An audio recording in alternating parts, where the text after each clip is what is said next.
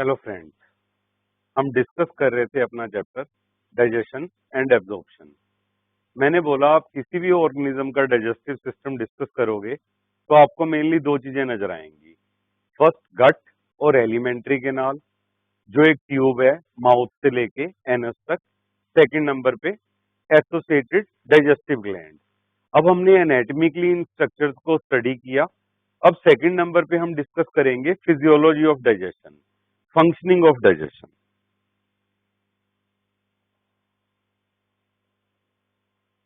सबसे पहले आप देखोगे physiology of digestion in buccal cavity, then in stomach.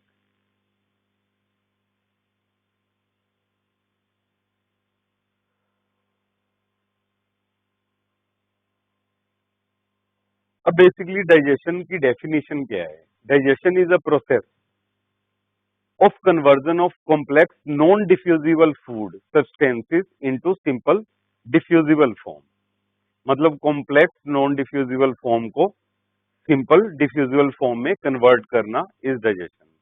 Process of digestion is accomplished by mechanical cutting and chewing of food by teeth and churning of food by peristalsis and chemical enzymatic action by hydrolyzing और digestive enzyme processes।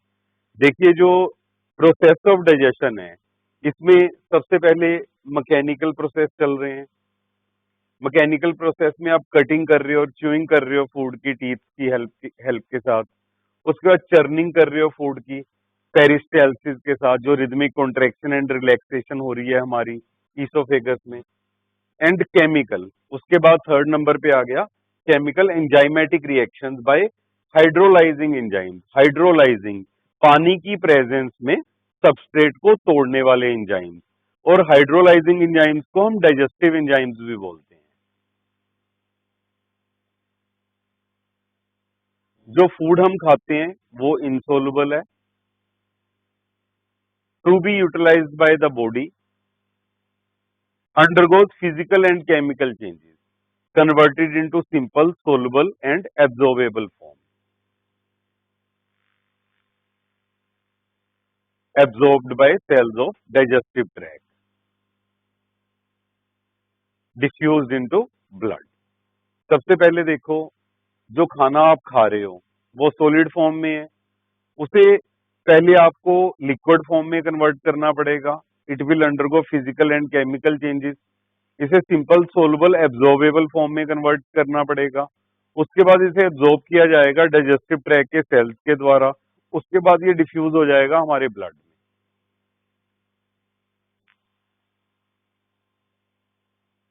Mechanical changes, mastication, chewing of food, turning, peristaltic movement. Chemical changes brought about by the actions of different enzymes.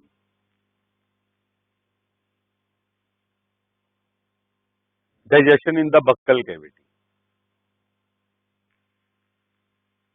अब buccal cavity perform कर रही है दो major function, mastication of food and facilitation of swallowing, deglutition. ठीक है, सबसे पहले food को चबाया जा रहा है, स्लाइवा के साथ म्यूकस के साथ मिक्स किया जा रहा है। वो एक बोल लाइक स्ट्रक्चर बन रही है हमारे बक्कल कैविटी में, जिसे हम बोलस बोलते हैं। उसके बाद उस बोलो को स्वेलो किया जा रहा है, जिसे हम डीग्लूटिशन बोल देते हैं। और स्वेलोइंग एक वॉलंटरी प्रोसेस है। मेरा दिल करेगा मैं स्वेलो करूंगा, मेरा दिल करेगा मैं स्वेलो नहीं करूंगा। It is a voluntary process, अपने विल के कंट्रोल में है। Food is broken into small pieces, mastication, chewing etcetera. Teeth and tongue mix food with saliva secreted by salivary gland. Saliva converts the food into paste. और आप हमेशा याद रखो, solid food का हम कभी भी टेस्ट नहीं ले सकते। सॉलिड फूड को पहले लिक्विड फॉर्म में कन्वर्ट किया जाता है, फिर टेस्ट बड्स उसे रिसीव करती हैं, फिर ब्रेन उसे डिटेक्ट करता है। इसका मतलब जो रिसेप्शन है फूड की, वो हमेशा लिक्विड फॉर्म में ही रिसीव की जा सकती है। और लिक्विड फॉर्म में कब कन्वर्ट होगा? जब टीथ और टंग इसे मिक्स करेंगे फूड को, स्लाइवा के साथ, saliva convert food into paste. Enzyme salivary amylase, जिसे टाइलिन भी बोलते हैं, present in saliva, acts on cooked starch. Mucus in saliva helps in lubricating and adhering the masticating food particles into bolus. जब हमने खाने को मैस्टिकेट किया, चबाया, उसे सलाइवा के साथ मिक्स किया और म्यूकस के हेल्प से वो एक बोल लाइक स्ट्रक्चर बन गई जिसे हम बोलस बोलते हैं।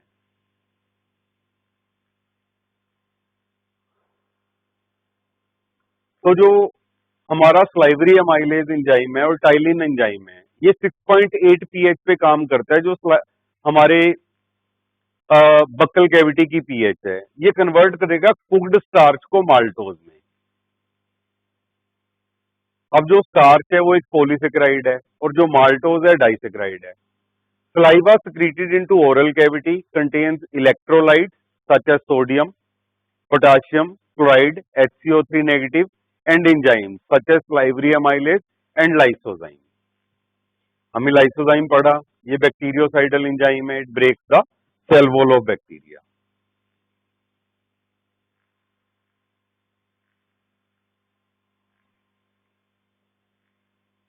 The chemical process of digestion is initiated in the oral cavity or buccal cavity by hydrolytic action of carbohydrates, starch splitting enzymes, the salivary amylase, और pH enzymes are temperature and pH specific। अब salivary amylase 6.8 pH पे ही काम करेगा।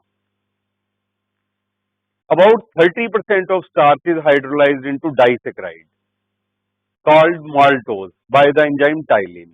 Lysozyme present in saliva acts as antibacterial agent that prevents infection. अब जो lysozyme है, it breaks the cell wall of bacteria, तो ऐसे बैक्टीरिया को मार देता है। ये सेल वॉल तोड़ दी तो बैक्टीरिया में पानी अंदर जाएगा, एंडोस्मोसिस होगी, बैक्टीरिया स्वेल करेगा और अल्टीमेटली डाई कर जाएगा। अब स्टार्च है, ये पॉलीसेकेराइड है।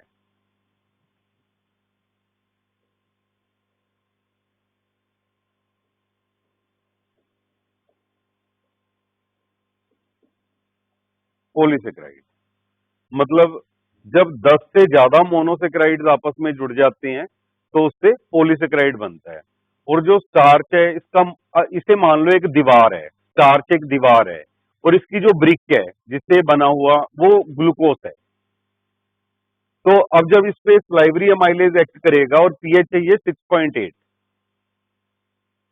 तो ये कन्वर्ट हो जाएगा माल्टोज में। माल्टोज एक डाइसेकेराइड है।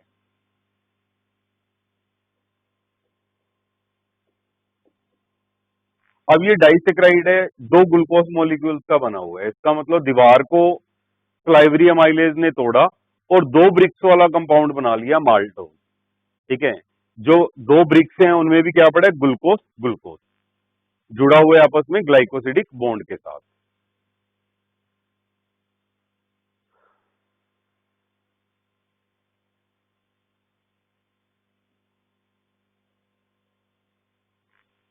मैंने आपको बताया जब 10 से ज्यादा मोनोमर्स आपस में जुड़ गए तो पॉलीमर बन गया, पॉलीसेकेराइड।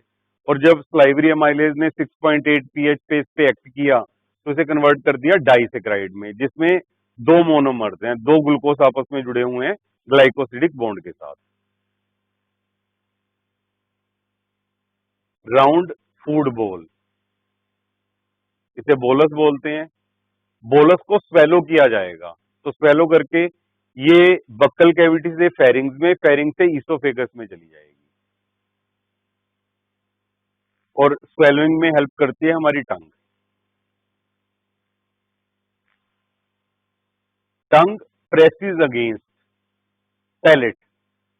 आपके मुंह में अभी स्लाइवा होगा, अब देखो स्लाइवा को स्वेलो करके देखो,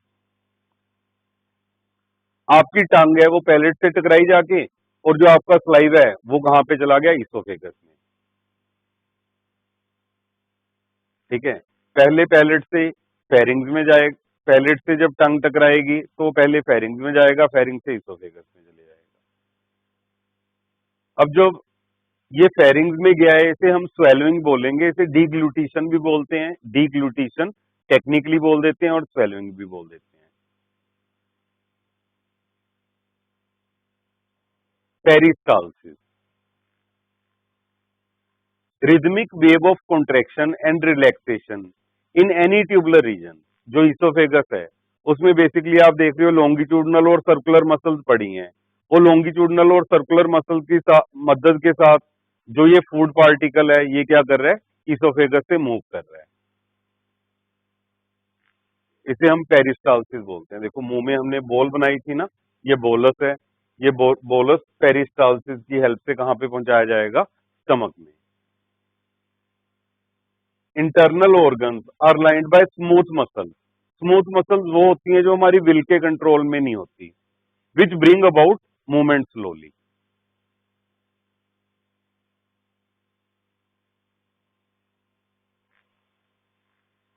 ये देखिए इसकी रियल पिक्चर नजर आ रही है आपको। ये ऊपर आपको स्फिंक्टर नजर आ रहा है, स्फिंक्टर। ये स्फिंक्टर ओपन हो गया, ये देखो स्फिंक्टर ओपन हो रहा है।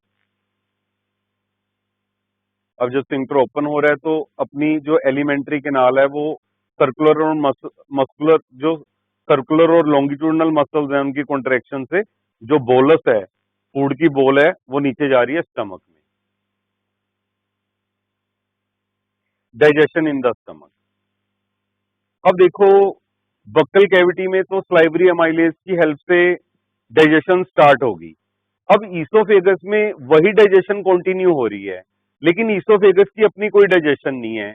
ईसोफेगस में कोई डाइजेस्टिव एंजाइम सिक्रीट नहीं किया जाता। बक्कल कैविटी वाली ही डाइजेशन कंटिन्यू रहती है ईसोफेगस में। अब ये ईसोफेगस से फूड कहां पे पहुंच गया, जे शेप्ड स्टमक में। Stomach stores the food for 4 to 5 hours. देखो ध्यान से,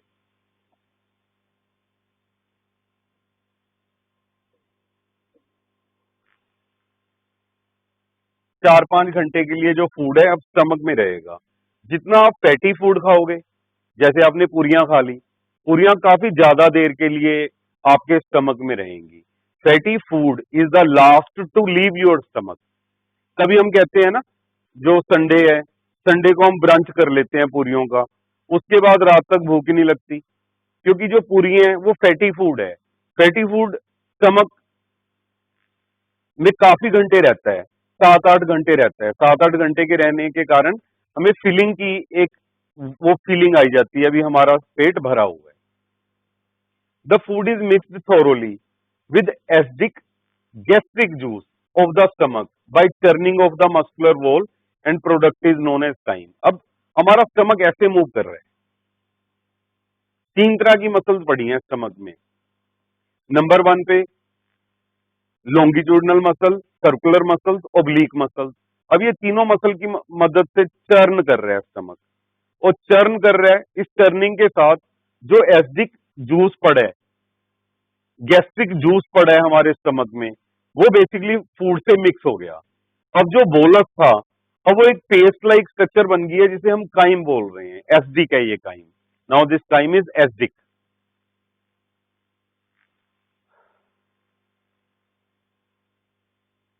अब ये देखो स्टमक, स्टमक में हमें ये नजर आ रहा है ना, नॉर्मल नजर आ रहा है ये पार्ट, जो इसोफेजियल वेल्व के बाद यहाँ पे पाइलोरिक स्फिंक्टर नजर आ रहा है।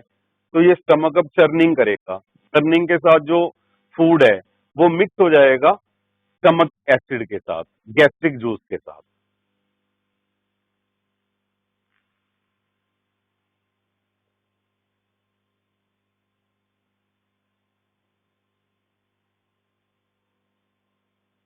Gastric gland produce gastric juice as soon as food enters the stomach. जैसे ही फूड स्टमक में एंटर हुआ तो गैस्ट्रिक ग्लैंड स्टिमुलेट हो जाएंगी, वो गैस्ट्रिक जूस प्रोड्यूस करना शुरू कर देंगी। गैस्ट्रिक जूस में है क्या, डाइल्यूट HCl, म्यूकस भी पड़ा है। म्यूकस तो इवन जो स्टमक है इसकी वॉल के अराउंड भी लगा हुआ है। कई बार एग्जामिनर पूछता है भी जो स्टमक है ये मीट की डाइजेशन में हेल्प कर रहा है, तो स्टमक अपने आप को डाइजेस्ट क्यों नहीं कर लेता? क्योंकि जो स्टमक है इसके जो पेरिफेरल लेयर है इस पे म्यूकस की एक थिक लेयर लगी हुई है जो डाइजेस्टिव एंजाइम्स को इस पे एक्ट नहीं करने दे रही। Gastric juice contains dilute HCl, mucus inactive proteins digesting enzymes, inactive protein digesting enzymes pepsinogen. अब भाई जो प्रोटीन डाइजेस्टिंग एंजाइम्स हैं हमारे डाइजेस्टिव सिस्टम में वो ज्यादातर इनएक्टिव फॉर्म में सिक्रीट किए जाते हैं. इनएक्टिव फॉर्म में इन्हें जाइमोजेनिक फॉर्म भी बोलते हैं, इनएक्टिव फॉर्म और जाइमोजेनिक फॉर्म. क्यों ऐसा क्यों हो रहा है? अब ये पेप्सिनोजन है, ये कन्वर्ट होगा पेप्सिन में HCl की हेल्प से. और जब जिस सेल्स ने गैस्ट्रिक सेल्स ने इसे सिक्रीट किया उसे इनएक्टिव फॉर्म और जाइमोजेनिक फॉर्म में सिक्रीट किया, ऐसा क्यों? और जो हमारे सेल्स हैं उनका स्ट्रक्चरल और फंक्शनल कंपोनेंट भी तो प्रोटीन है. अगर पेप्सिन को एक्टिव फॉर्म में सिक्रीट किया जाएगा तो पेप्सिन तो उस सेल को ही खा जाएगा जो उसे सिक्रीट कर रहे हैं. इसलिए ज्यादातर प्रोटीन डाइजेस्टिंग एंजाइम्स है उन्हें इनएक्टिव फॉर्म में सिक्रीट किया जाता है. Inactive protein digesting enzyme pepsinogen. ठीक है, स्टमक और पेप्सी याद रखा करो, स्टमक पेप्सिन. पर सिक्रीट कैसे हुआ? जाइमोजेनिक और इनएक्टिव फॉर्म में, जिसे हम क्या बोलते हैं? पेप्सिनोजन.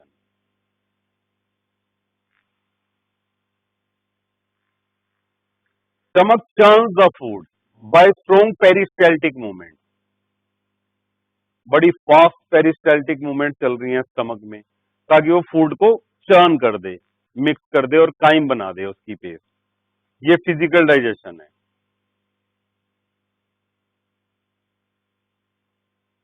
ये देखो, जैसे ये लेडी है, ये चीजों को मिक्स कर रही है, चर्न कर रही है. Food gets properly mixed with gastric juice produced in the stomach. Similar way में जो गैस्ट्रिक जूस स्टमक में प्रोड्यूस हुआ है वो चर्निंग की हेल्प से क्या किया जा रहा है? मिक्स किया जा रहा है. Functions of HCl. भाई HCl क्यों पड़ा है स्टमक में? HCl provide the acidic pH 1.8 which is optimal for the action of pepsin. अब पेप्सिनोजन को पेप्सिन में कन्वर्ट करना है तो pH कितनी चाहिए? 1.8 या 2 के आसपास. It also kills the micro organism ingested along with food. अब जो खाना खा रहे हैं कई बार उसमें कोई कंटेमिनेशन भी तो हो सकती है. अगर कोई बैक्टीरिया या कंटेमिनेंट उसमें हुआ तो जो HCl है वो उसे भी डिस्ट्रॉय कर देगा. Pro enzyme, inactive enzyme of gastric juice pepsinogen and prorennin on exposure to HCl are converted into active enzymes pepsin and rennin. समझ गए? जो प्रोटीन डाइजेस्टिंग एंजाइम्स हैं वो ज्यादातर किस फॉर्म में सिक्रीट किए जाते हैं? जाइमोजेनिक फॉर्म में, पेप्सिनोजन, प्रोरेनिन.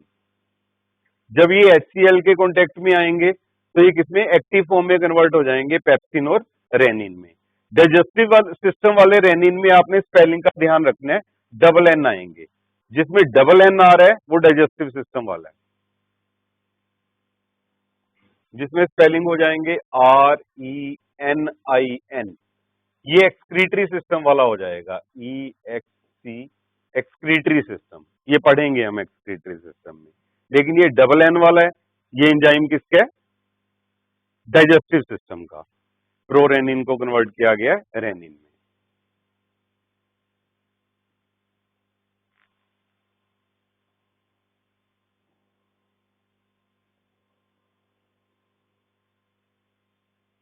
अब बेसिकली हमने बोला enzymes are temperature and pH specific.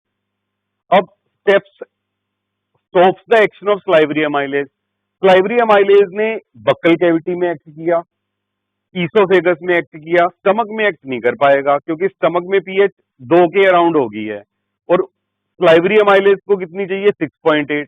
तो इसका मतलब स्लाइवरी अमाइलेज का स्टमक में आते ही काम खत्म.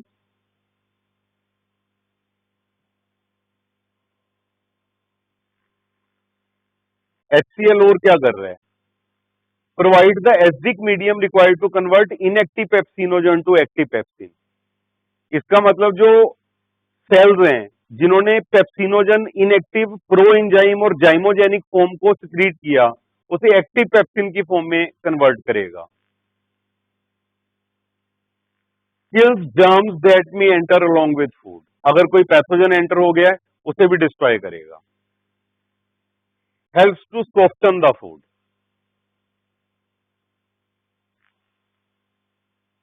Pepsin acts on proteins and converts them to peptones and प्रोटियोसिस। अब जो प्रोटीन है इसमें मान लो 55 अमाइनो एसिड है, ये देखो एक अमाइनो एसिड, दूसरा अमाइनो एसिड, तीसरा अमाइनो एसिड, चौथा अमाइनो एसिड, ये अमाइनो एसिड है, 50 से ऊपर अमाइनो एसिड है इस प्रोटीन में मान लो। अब बेसिकली जो पेप्सिन है ये क्या करेगा, इस बड़ी प्रोटीन को तोड़ेगा, किसमें, पेप्टोन्स में और प्रोटियोसिस में। ये पेप्टोन्स और प्रोटियोसिस छोटी छोटी पॉलीपेप्टाइड्स में तोड़ देगा, जिसे हम पेप्टोन्स और प्रोटियोसिस बोलते हैं। मान के चलो आपके पास 6 मीटर का अमाइनो एसिड की चेन है, उसे क्या करेगा, ठीक है, आधा आधा मीटर के उसमें तोड़ देगा, आधा आधा मीटर में तोड़ देगा एक 6 मीटर के प्रोटीन को। पेप्टोन्स और प्रोटियोसिस बने ये भी अमाइनो एसिड्स के हैं, लेकिन ये शॉर्ट चेन्स है अमाइनो एसिड्स की, और प्रोटीन एक लॉन्ग चेन है अमाइनो एसिड की। ये किया पेप्सिन ने। तो इसका मतलब जो ये पेप्सिन एंजाइम है ये टर्मिनल एंड पे कट लगा रहा है या प्रोटीन के बीच में कट लगा रहा है, तो ये प्रोटीन के बीच में कट लगा रहा है, तो इसे हम क्या बोलेंगे, एंडो एंजाइम। ऐसा एंजाइम जो प्रोटीन को बीच में से काट रहा है, तो उससे छोटी छोटी पेप्टोन्स और प्रोटियोसिस मिल रहे हैं, तो इसे क्या बोलते हैं, एंडो एंजाइम।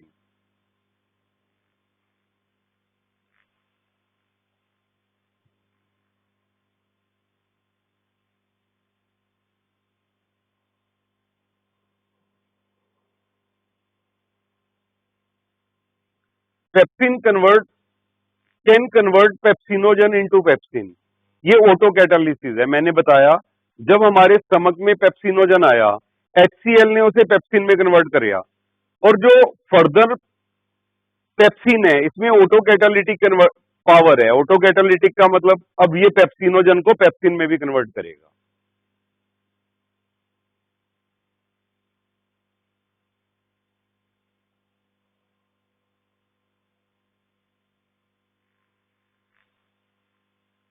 ये देखो पेप्सिनोजन इनएक्टिव एंजाइम HCl की मदद में कन्वर्ट हुआ पेप्सिन में, एक्टिव एंजाइम, और ये इसमें ऑटो कैटालिटिक एक्टिविटी है। अब पेप्सिन खुद भी पेप्सिनोजन को किसमें कन्वर्ट करेगा, पेप्सिन में, और ये प्रोटीन्स हैं इस पे पेप्सिन एक्ट करेगा एसिडिक एनवायरनमेंट में, स्टमक में एसिडिक एनवायरनमेंट HCl के कारण इसे कन्वर्ट कर देगा पेप्टोन्स और प्रोटियोसिस में।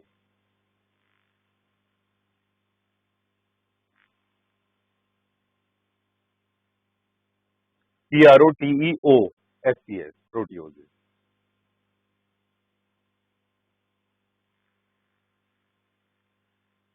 अब जो रेनिन है RENNIN, ये भी प्रोटियोलिटिक एंजाइम है, प्रोटियोलिटिक प्रोटीन को तोड़ने वाला। ये भी गैस्ट्रिक जूस में पाया जाता है, लेकिन पाया किसमें जाता है, इन्फेंट्स में, gastric juice of infant. Rennin acts on the milk protein. Milk protein कौन सी है, casein, in the presence of calcium ion and convert calcium paracaseinate, curdling of milk बोलते हैं, और एंड प्रोटियोसिस। छोटी छोटी प्रोटीन को हम क्या बोल देते हैं, प्रोटियोसिस। द्वारा समझो, रेनिन किस में पाया जाता है, RENNIN, ये इन्फेंट्स में पाया जाता है, न्यूबॉर्न बेबीज में पाया जाता है, बच्चे में। और ये रेनिन करता क्या है, ये मिल्क प्रोटीन है जो, ठीक है, केजिन, कैल्शियम के साथ इसे कन्वर्ट कर देता है कैल्शियम पैराकेजिनेट में, इसे हम कर्डलिंग ऑफ मिल्क बोलते हैं, और प्रोटियोसिस बना देता है। आपने कभी देखा होगा जो छोटे बच्चे हैं वो दूध पीते हैं, दूध पीने के बाद उनके मदर है उनको बर्फ दिलवाते हैं, ठीक है, उन्हें छाती पे लगाते हैं, उनके एक दो पीठ पे थपथपाते हैं, तो बच्चे को बर्फ आ जाता है, डकार आ जाता है। अगर कई बार बच्चे को डकार नहीं आता, थोड़ी देर बाद बच्चा दूध बाहर निकाल देता है, जो वो दूध बाहर निकालता है तो वो फटा हुआ दूध नजर आता है, तो इसे क्या बोलते हैं, कर्डलिंग ऑफ मिल्क। और ये कर्डलिंग ऑफ मिल्क किसने की है, रेनिन ने, जो किसमें पाया जाता है, इन्फेंट्स में, छोटे बच्चों में।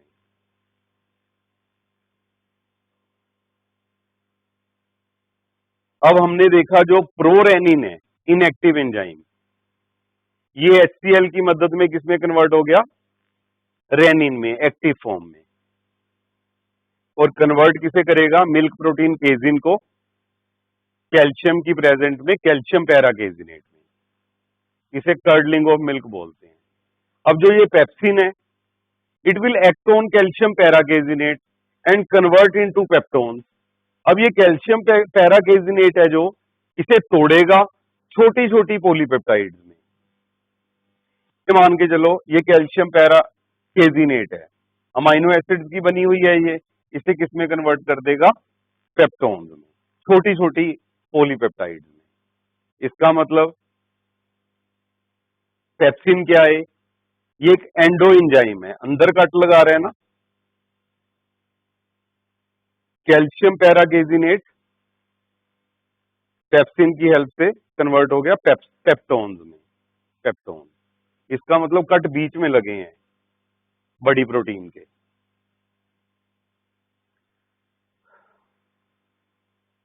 Certain other cells in the wall of stomach produce bicarbonate, a base to buffer the acidic content of the stomach. A base to buffer the acidic content of the stomach. Buffer का क्या मतलब होता है, which resist the change in pH, जो pH को change ना होने दे, ऐसे मटेरियल को हम क्या बोल देते हैं, buffer. The mucus produced by wall of stomach forms the physical barrier to prevent HCl from damaging the wall of stomach. अगर भाई मीट को डाइजेस्ट करने की एबिलिटी रखता है स्टमक, तो उस केस में अपनी वॉल को भी तो खा जाएगा, स्टमक अपनी वॉल को भी तो खा जाएगा। अपनी वॉल को ना खाए तो स्टमक की वॉल के अराउंड एक ग्रीस जैसा सब्सटेंस लगा हुआ है, म्यूकस, जो गोबलेट सेल्स और म्यूकस सेल्स ने सिक्रीट किया है ताकि HCl अपनी ही वॉल को डैमेज ना कर दे। अब कई लोग क्या करते हैं, सिर दर्द हो रहा है, सिर दर्द हो रहा है तो एस्प्रिन की गोली खा लेते हैं, एस्प्रिन की गोली के साथ शराब भी पी लेते हैं। तो उस केस में बेसिकली ये क्या करता है, जो गैस्ट्रिक म्यूकस लेयर है, स्टमक में म्यूकस की लेयर है, उसे डिसॉल्व कर देती है। जब म्यूकस की लेयर डिसॉल्व होती है तो HCl जाके एक्ट करता है स्टमक की वॉल पे और स्टमक वॉल पे अल्सर्स कर देता है। इसका मतलब कुछ दवाइयां अल्कोहल के साथ नहीं लेनी चाहिए, जैसे एस्प्रिन है, वो अल्कोहल के साथ नहीं लेनी चाहिए। इससे क्या हो जाते हैं, पेप्टिक अल्सर्स और गैस्ट्रिक अल्सर्स, पेट में फोड़े।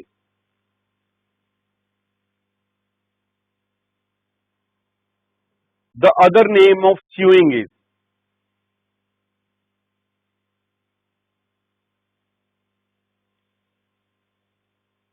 हाँ जी, च्यू करना फूड को कहते हैं। छोटे बच्चे को बोलते हैं बेटा मुंह में मत रखो फूड, च्यू करो इसे, ठीक है। च्यूइंग इज मैस्टिकेशन, चबाना फूड को।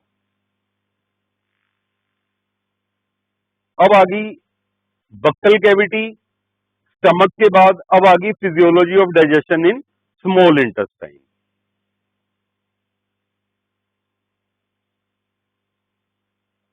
Various types of movements are generated by muscularis externa layer of small intestine.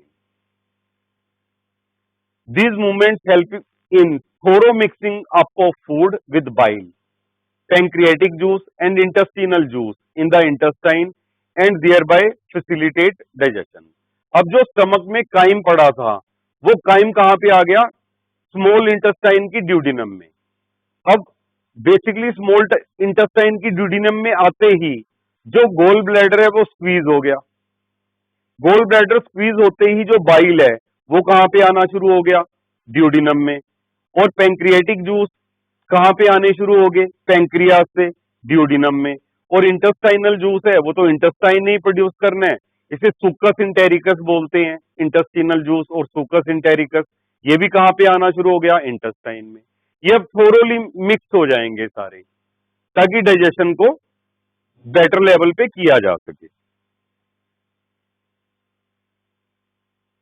The mucus along with bicarbonate form pancreas.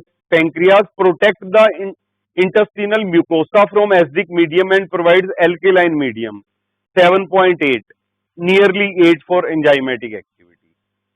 अब जो म्यूकस है बाइकार्बोनेट के साथ पैंक्रियास से आ रहा है जो, ये इंटेस्टिनल म्यूकोसा को, जो इंटेस्टाइन की लाइनिंग है, इनर लाइनिंग, उसे बचाएगा काइम की एसिडिटी से, क्योंकि इसकी पीएच कितनी है 7.8, नियरली 8, और जो इंटेस्टाइन के एंजाइम्स हैं वो भी 7.8 या 8 पीएच पे एक्ट करते हैं।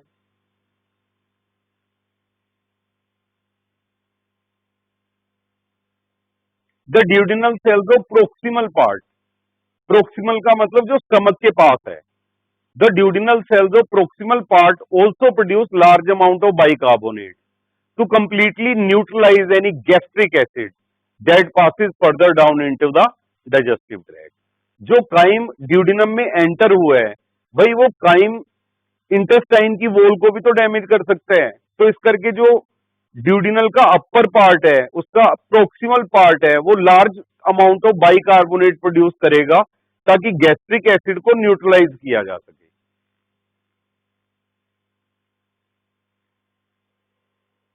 All the enzymes of pancreatic juice and succus entericus, which is intestinal juice, acts only in alkaline medium.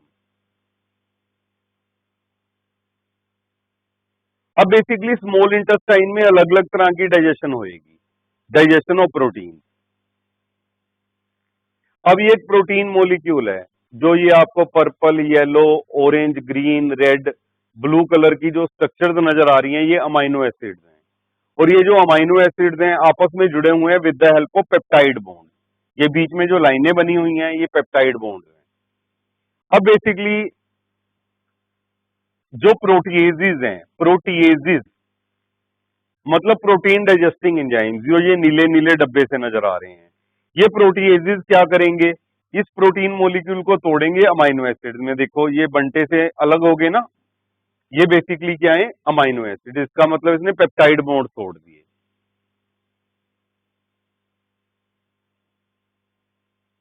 अब स्मॉल इंटेस्टाइन में जो डाइजेशन करने वाले एंजाइम्स आ गए, ट्रिप्सिनोजन, ये भी प्रोटीन डाइजेस्टिंग एंजाइम है। काइमोट्रिप्सिनोजन, ये भी प्रोटीन डाइजेस्टिंग एंजाइम है। Carboxypeptidase, protein digesting enzymes are inactive enzymes. मैंने पहले बात बताई थी, जो प्रोटीन डाइजेस्टिंग एंजाइम्स हैं वो ज्यादातर इनएक्टिव फॉर्म में सिक्रीट किए जाते हैं, जाइमोजेनिक फॉर्म में सिक्रीट किए जाते हैं, ताकि जो सेल्स उन्हें सिक्रीट कर रही हैं उन्हीं सेल्स को वो डाइजेस्ट ना कर जाएं। यही चीज है। देखो ट्रिप्सिनोजन, ये इनएक्टिव है, ये ट्रिप्सिन में कन्वर्ट होगा। काइमोट्रिप्सिनोजन, ये काइमोट्रिप्सिन में कन्वर्ट होगा। तो कार्बोक्सीपेप्टाइडेज, ठीक है, ये सारे कन्वर्ट होंगे एक्टिव फॉर्म में।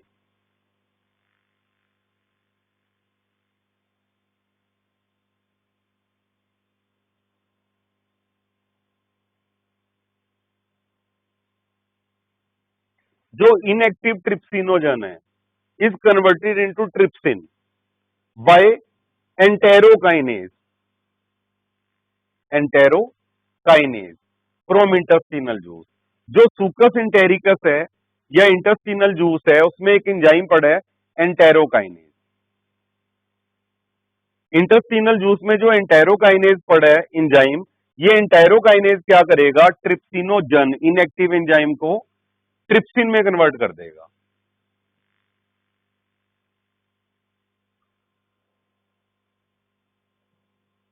ट्रिप्सिनोजन बेसिक एनवायरमेंट एंटेरोकाइनेज की हेल्प में कन्वर्ट हो गया ट्रिप्सिन में। तो हम बोल सकते हैं जो एंटेरोकाइनेज एंजाइम है ये किसी सबस्ट्रेट पे एक्ट नहीं कर रहा। जो एंटेरोकाइनेज एंजाइम है वो इनएक्टिव एंजाइम को एक्टिव फॉर्म में कन्वर्ट कर रहा है, किसी सबस्ट्रेट को प्रोडक्ट में चेंज नहीं कर रहा। तो हम बोल सकते हैं एंटेरोकाइनेज एक ऐसा एंजाइम है जो डायरेक्टली पार्टिसिपेट नहीं करता डाइजेशन में, सबस्ट्रेट को प्रोडक्ट्स में तोड़ने में। Trypsin itself can similarly activate trypsinogen into trypsin. अब इसमें भी वही खासियत है। अब पहले तो एल्केलाइन एनवायरनमेंट ने और एंटेरोकाइनेज ने ट्रिप्सिन को कन्वर्ट कर दिया, ट्रिप्सिनोजन को कन्वर्ट कर दिया ट्रिप्सिन में। अब ट्रिप्सिन जो है ये भी फर्दर ट्रिप्सिनोजन को ट्रिप्सिन में कन्वर्ट करेगा, इसमें भी ऑटो कैटालिटिक एक्टिविटी है, auto catalysis, self to activate.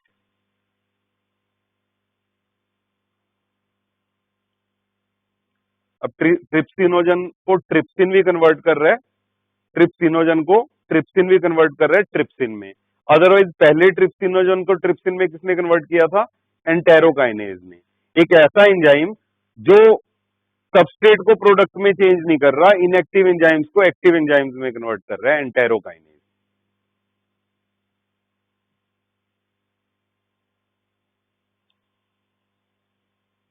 Chymotrypsinogen is converted into active chymotrypsin by trypsin. अब जो ये ट्रिप्सिन एंजाइम बना है, ये क्या कर रहा है? काइमोट्रिप्सिनोजन को कन्वर्ट कर रहा है एक्टिव काइमोट्रिप्सिन में। काइमोट्रिप्सिनोजन ट्रिप्सिन की हेल्प से कन्वर्ट हो गया काइमोट्रिप्सिन।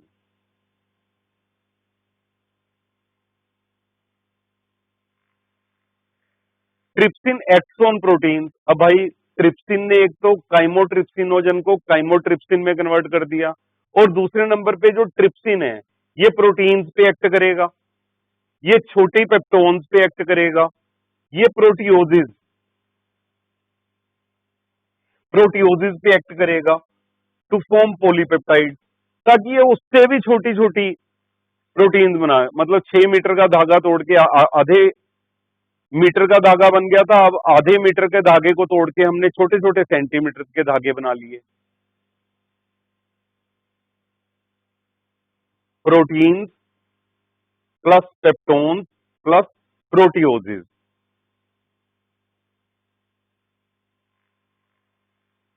ट्रिप्सिन की हेल्प से ये कन्वर्ट हो गया पॉलीपेप्टाइड्स में।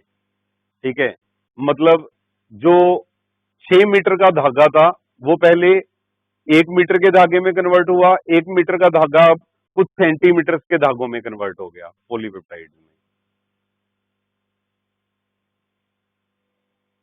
Protein, proteoses and peptones, partially hydrolysed proteins. एक बड़ी प्रोटीन को हमने क्या किया?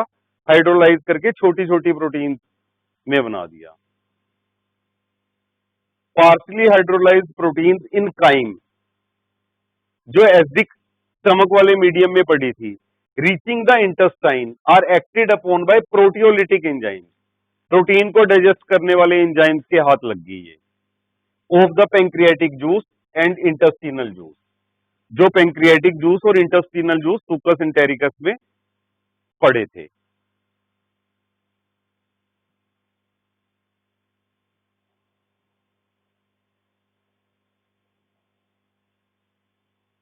Protein, proteoses, peptones, trypsin, chymotrypsin, carboxypeptidase, aminopeptidase, ये कन्वर्ट हो गए ट्राइपेप्टाइड्स में। ट्राइपेप्टाइड्स का मतलब 3 अमाइनो एसिड्स वाला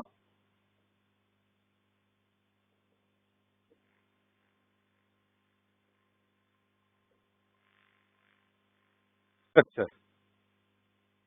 डाइपेप्टाइड 2 अमाइनो एसिड्स वाला स्ट्रक्चर।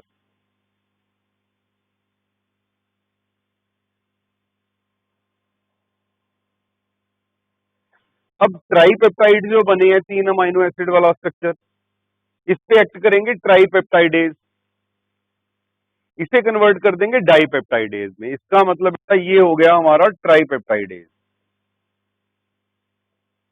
अगर मैं ये टर्मिनल पार्ट पे कट लगाऊं तभी एक डाइपेप्टाइडेज बनेगा और एक अमाइनो एसिड बाहर निकलेगा।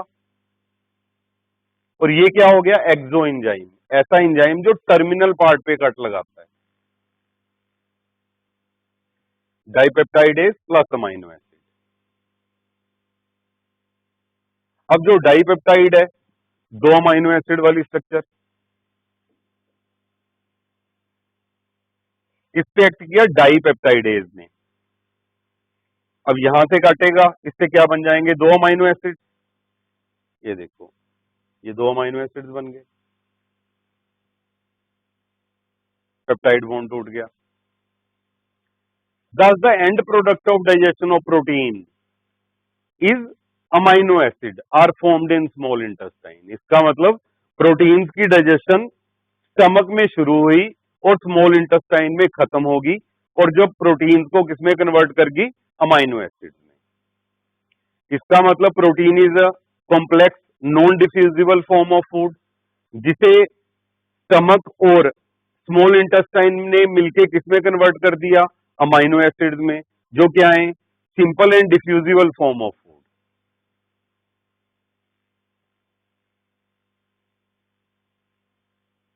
अब सेकंड प्रोटीन्स की डाइजेशन के बाद आ गई डाइजेशन ऑफ फैट।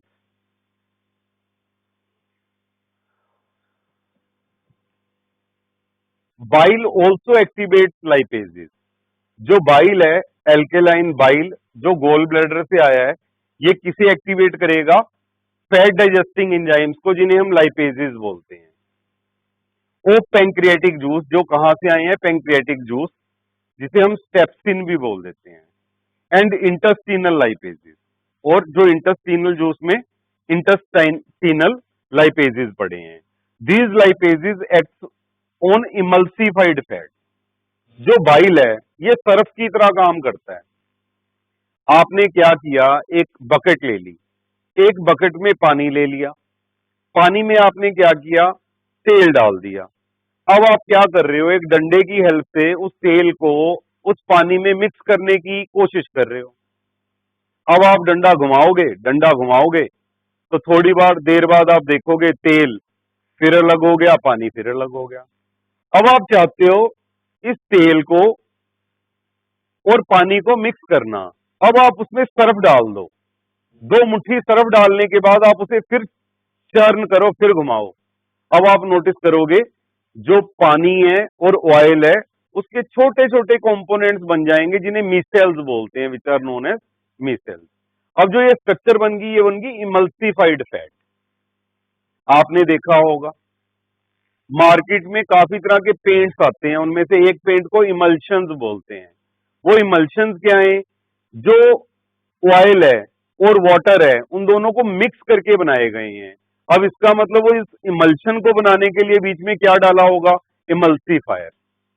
जैसे हमने पानी और तेल को मिक्स करने के लिए बीच में क्या डाल दिया? Surf.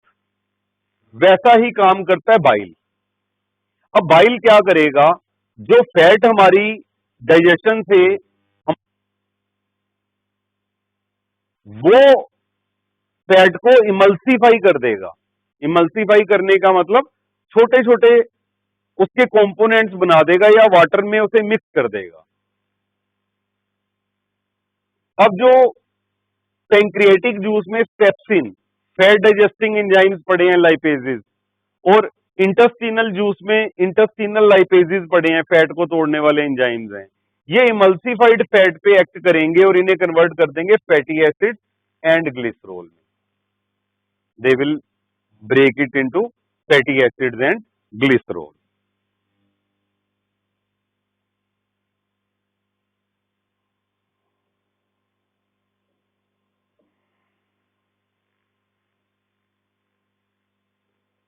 The bile salts of the bile help in emulsification of fat.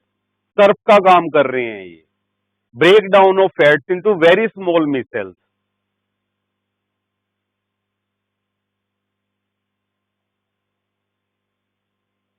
Emulsified fats are converted into micelles by bile salts. Fats, bile salts, emulsified fat. Emulsified fat पे काम करेंगे अब लाइपेजेस, और इसे कन्वर्ट कर देंगे डाइग्लिसराइड। अब basically सबसे पहले जो न्यूट्रल फैट्स होती हैं वो ट्राइग्लिसराइड्स होती हैं। ये मान लो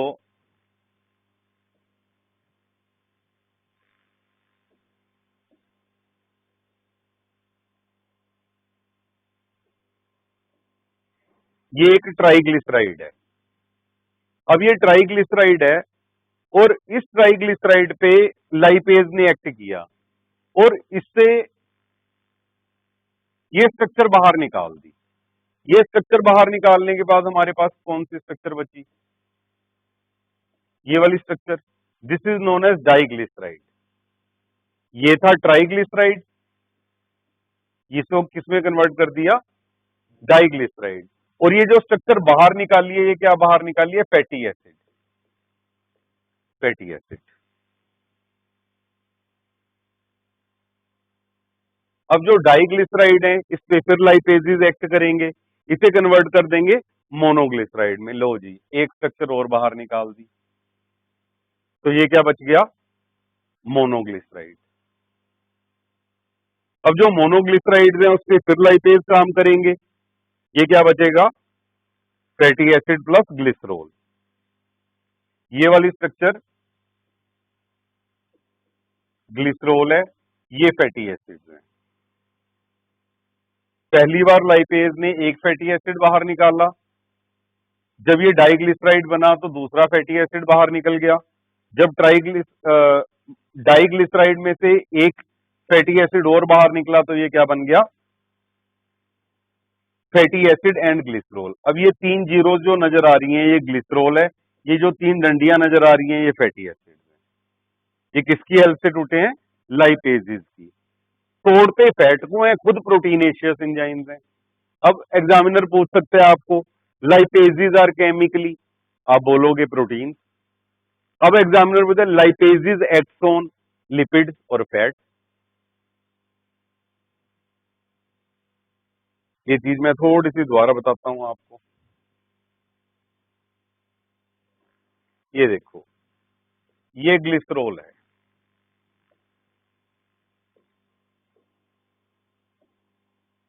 ये ग्लिसरॉल है। अब इस ग्लिसरॉल के साथ लगे हुए हैं फैटी एसिड।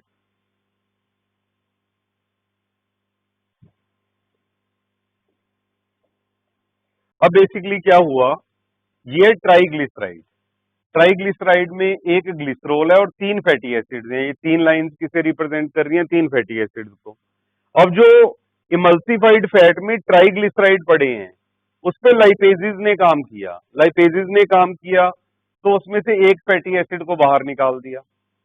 एक फैटी एसिड बाहर निकला तो ये क्या बन गया, डाइग्लिसराइड। डाइग्लिसराइड पे फिर लाइपेज ने काम किया, ये बन गया मोनोग्लिसराइड। मोनोग्लिसराइड पे फिर लाइपेज ने काम किया, ये क्या बन गया, तीन फैटी एसिड्स अलग हो गए और ग्लिसरॉल अलग हो गया, fatty acid and glycerol.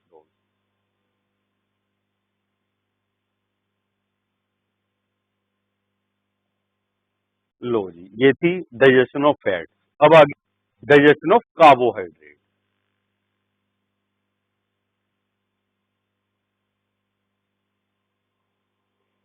Carbohydrates in the chyme are hydrolysed by pancreatic amylase. पहले बात कर रहे थे स्लाइवरी अमाइलेज की जो स्लाइवा में पड़ा था, अब बात कर रहे हैं पैंक्रियाटिक अमाइलेज जो पैंक्रियाटिक जूस में पड़ा है। Carbohydrates in chyme are hydrolysed broken down by pancreatic amylase into disaccharide. Intestinal disaccharidases, जो इंटेस्टाइन के डाइसैकेराइडेजेस हैं जो डाइसैकेराइड्स को तोड़ते हैं, converts disaccharide into monosaccharide.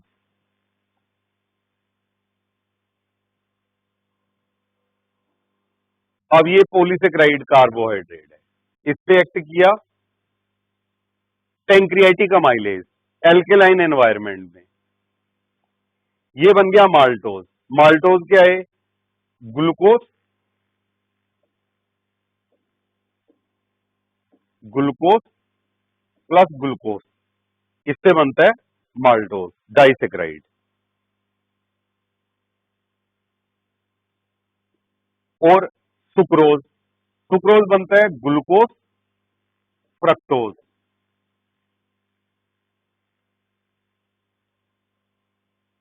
Lactose, glucose plus galactose is equal to lactose. आप ऐसे याद रखो, गुल गुल माल, गुल गुल माल, glucose plus glucose is equal to maltose. सुक फुक, सुक फुक, sucrose is equal to glucose plus fructose. गुल गला, glucose plus galactose is equal to lactose, गुल गला ल लैक्टोज।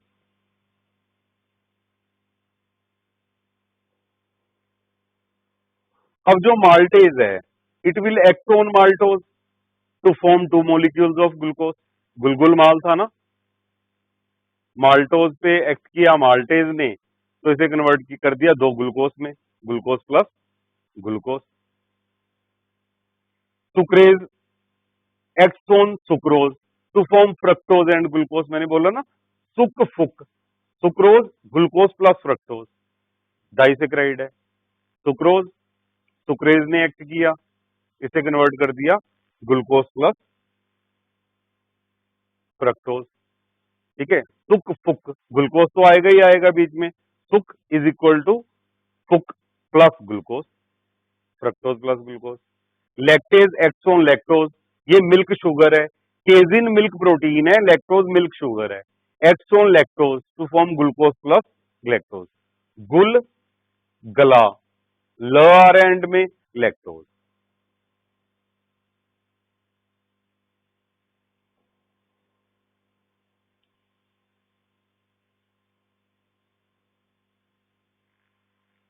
क्लियर? अब देखो, पॉलीसेक्राइड्स को अल्टीमेटली हमने किसमें कन्वर्ट कर दिया? मोनोसेक्राइड्स में। इनमें सबसे फास्टेस्ट एब्जॉर्प्शन किसकी है ब्लड में? ग्लैक्टोज की। Fastest absorption in blood is of galactose. इसे हम ब्रेन शुगर भी बोलते हैं क्योंकि ये न्यूरॉन्स का कंपोनेंट है, that's why it is also known as brain sugar. Nucleotidases and nucleosidases of the intestinal juice convert nucleotides and nucleosides into pentose sugars and nitrogenous base. Nucleases, DNAs and RNAs of pancreatic juice acts on nucleic acid to form nucleotides and nucleosides. लो जी, ये nucleic acid है, DNA और RNA nucleic acid है। भाई मैंने कनक खाई, कनक क्या है? लिविंग सेल्स का सीड है, सीड है जो लिविंग सेल से बना हुआ है, उसमें न्यूक्लियस भी है, न्यूक्लियस में डीएनए भी है, तो उसका डीएनए और आरएनए भी खाया मैंने। अब मेरी स्मॉल इंटेस्टाइन में ये न्यूक्लिक एसिड है जो डीएनए आरएनए, इस पे एक्ट किया न्यूक्लियेजेस ने, डीएनए पे एक्ट किया डीएनएज ने, आरएनए पे एक्ट किया आरएनएज ने, और इससे बन गए न्यूक्लियोटाइड। क्योंकि बेटा न्यूक्लियोटाइड ब्रिक है और न्यूक्लिक एसिड वॉल है। अगर दीवार डीएनए है तो डीऑक्सीराइबो न्यूक्लियोटाइड है जो, वो उसकी ब्रिक है। अगर आरएनए दीवार है, राइबो न्यूक्लिक एसिड, तो राइबो न्यूक्लियोटाइड उसकी ब्रिक है। तो देखो, दीवार को किसमें कन्वर्ट कर दिया? ब्रिक्स में। किसने? न्यूक्लियेजेस में। डीएनए पे एक्ट किया डीएनएज ने, आरएनए पे एक्ट किया आरएनएज ने, तभी डाइजेशन होगी। अब जो न्यूक्लियोटाइड है, ये खुद भी तो तीन चीजों का बना हुआ है, 5 carbon sugar, phosphate, nitrogenous base. इस पे एक्ट किया न्यूक्लियोटाइडेज ने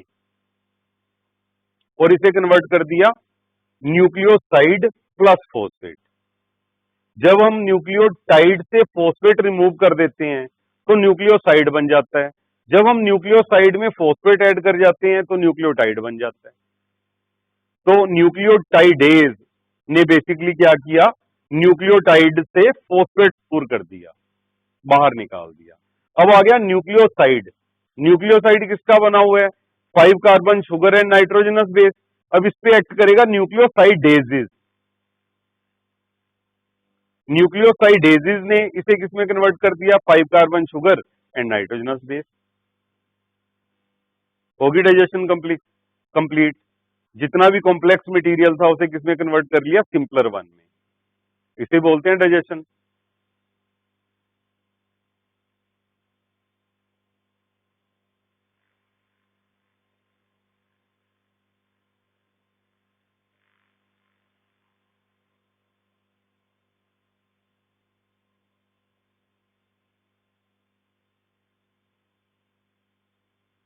अब ये पेरिस्टाल्सिस की डिटेल है। Rhythmic contraction and relaxation of alimentary canal is known as peristalsis. ये देखो, सर्कुलर मसल्स कॉन्ट्रैक्ट होगी और लॉन्गिट्यूडनल मसल्स रिलैक्स होगी, तो बोलस आगे मूव होता जा रहा है। ये देखो,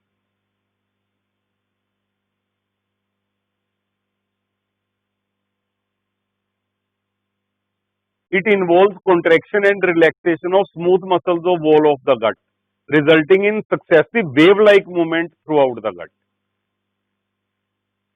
It causes propulsion of food through different parts of gut and its exposure to efficient enzymatic action. Bolus of food formed in buccal cavity is conveyed into pharynx and then into esophagus by swallowing or deglutition.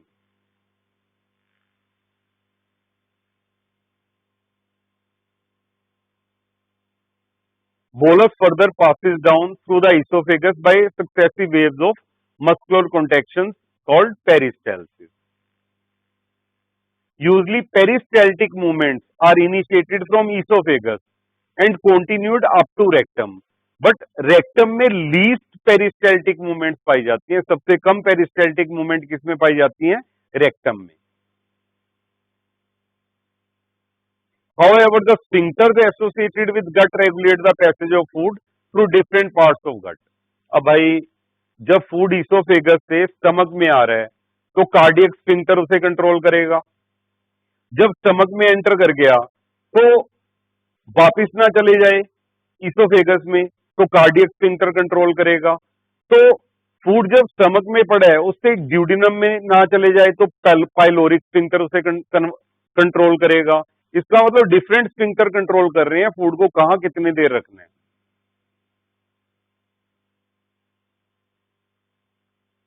पेरिस्टेल्टिक movements of stomach, turning movements are so powerful that they can cause mechanical digestion.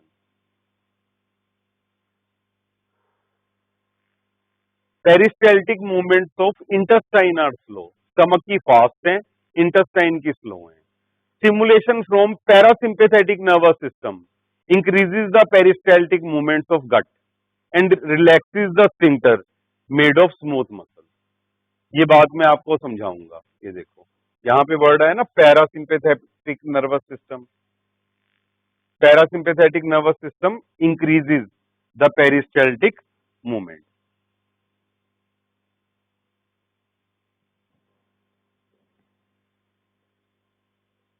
अब जो nervous system है इसे हमने divide किया है central nervous system,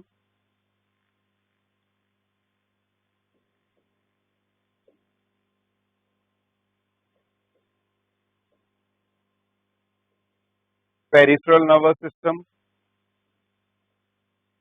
autonomic nervous system. जो autonomic nervous system है it is not in our will's control.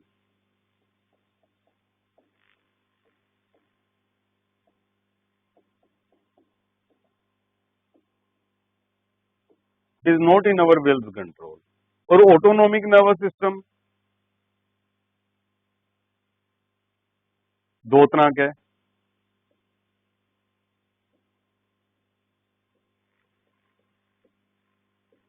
Parasympathetic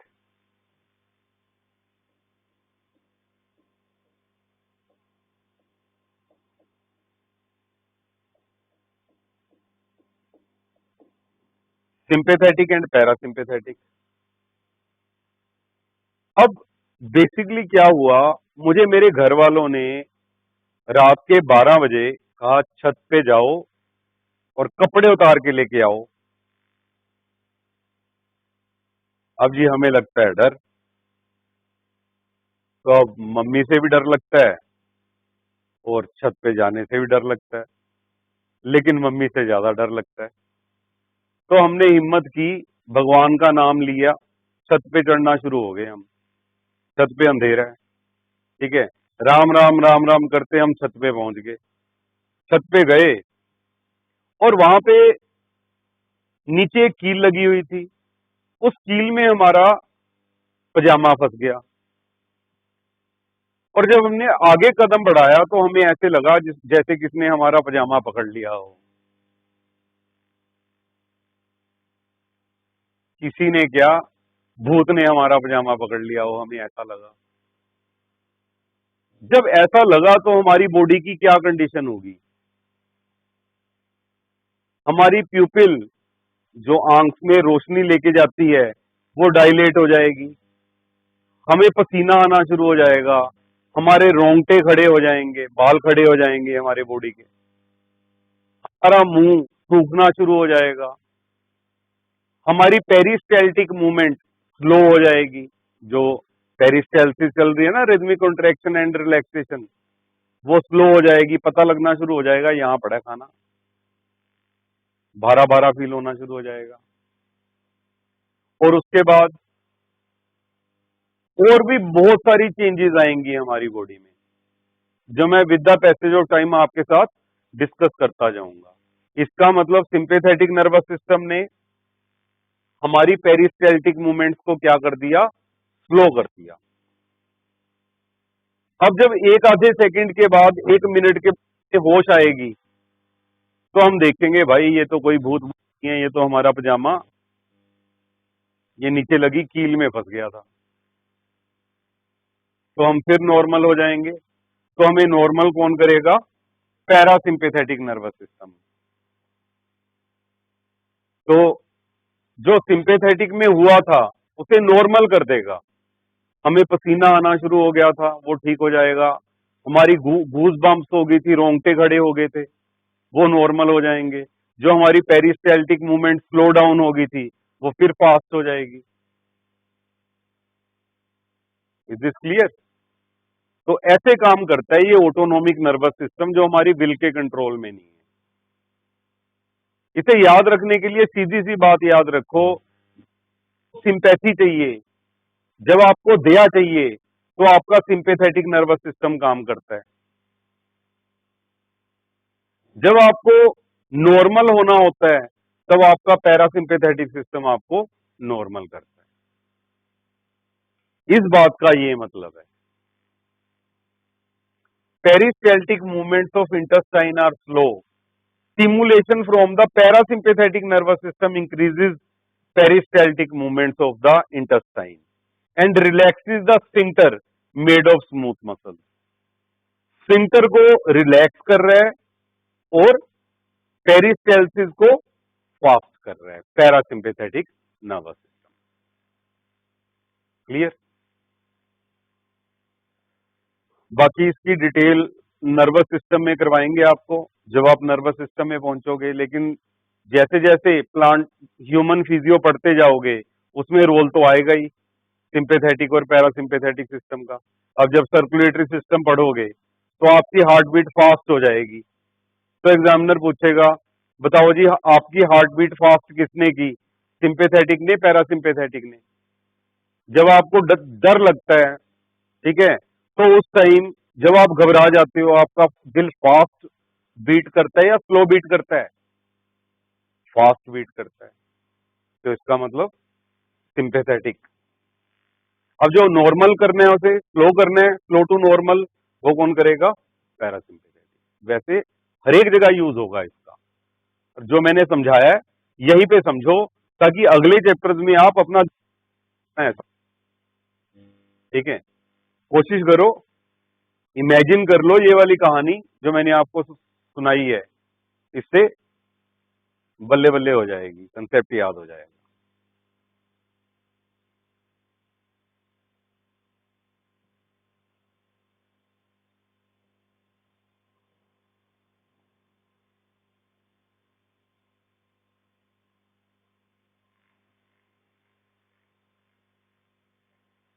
crime in the stomach is,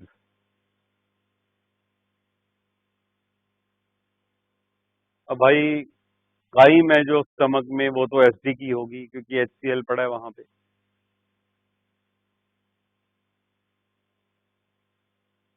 intestinal juice is also known as succus entericus, याद करने से याद होगा, succus इंटेरिकस।